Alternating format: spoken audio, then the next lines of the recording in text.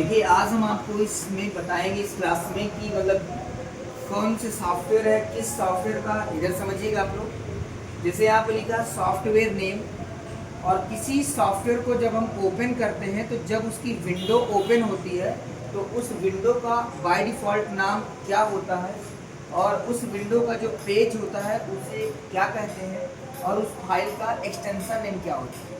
Extension name का मतलब होता है किसी सॉफ्टवेयर की पहचान।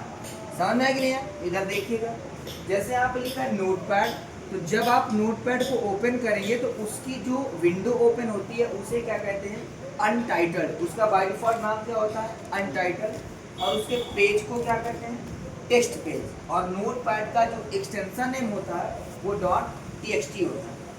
इसी प्रकार से वर्डपैड की जो विंडो होती है उस विंडो का जो बाय डिफॉल्ट नाम होता है वो अनटाइटल्ड होता है। और जब आप इन सभी सॉफ्टवेयर में जब आप कोई भी फाइल बना करके उसको सेव कर देते हैं तो इन नाम की जगह पे आपकी फाइल का नाम आ जाता है। आप ऐसे समझ लीजिएगा कि जैसे मैंने वर्डपैड को ओपन किया तो वर्डपैड ओपन करने के बाद जो विंडो आएगी उसका क्या नाम होगा, डॉक्यूमेंट।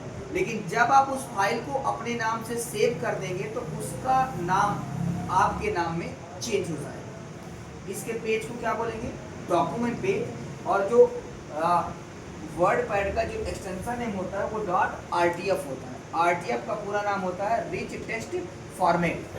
रिच टेक्स्ट फॉर्मेट मतलब इसमें आप टेक्स्ट की कुछ फॉर्मेटिंग कर सकते हैं, जैसे बोल्ड है और दूसरी चीज़ कलर करना है, टेक्स्ट को हाईलाइट करना है, ये आप कर सकते हैं। नोटपैड में आप कलर वगैरह नहीं कर सकते। पेंट आता है, पेंट की विंडो का क्या नाम है, अनटाइटल्ड।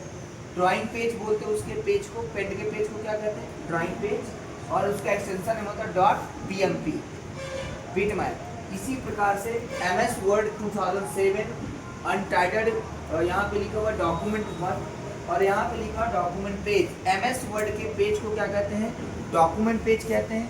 इसी प्रकार से एक्सेल के पेज को क्या कहते हैं, शीट या वर्कशीट। और यहाँ पे लिखा है स्लाइड, यानी कि पावर पॉइंट का जो पेज होता है उसे क्या बोलेंगे, स्लाइड बोलेंगे। इसी प्रकार से सभी के एक्सटेंशन हैं, जैसे डॉक्यूमेंट MS वर्ड का .docx, एक्सेल का .xls और पावर पॉइंट का होता है .pptx। इसके बाद देखिए नीचे हमने आप लोगों को बताया Libre office writer, Libre office Calc, Libre office impress. दरअसल ये जो राइटर, कैल्क, इम्प्रेस होता है ये CCC के सिलेबस में आते हैं।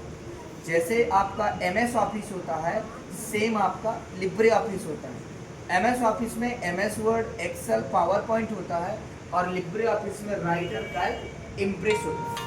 विंडो का नाम इसमें तीनों में अनटाइटल्ड रहता है और पेज का नाम, जैसे MS वर्ड के पेज का नाम डॉक्यूमेंट पेज, वैसे राइटर के पेज का नाम डॉक्यूमेंट पेज। जैसे इसका नाम है शीट, इसको भी शीट बोलेंगे क्योंकि ये MS वर्ड के समान होता है और ये आपका एक्सेल की तरह होता है और ये पावर पॉइंट की तरह होता है। एक्सटेंशन नेम इनके चेंज है।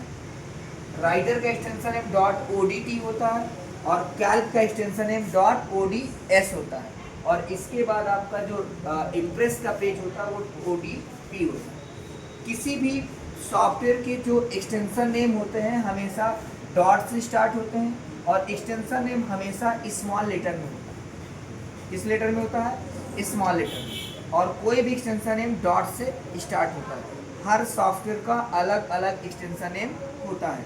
तो मैं आप सभी से उम्मीद करता हूँ कि आपको ये सारी चीज़ें समझ में आ गई होंगी कि कौन सा सॉफ्टवेयर है, किस सॉफ्टवेयर का क्या पेज का नाम है और उसकी विंडो का डिफ़ॉल्ट नेम क्या है और उसका एक्सटेंशन नेम क्या होता है।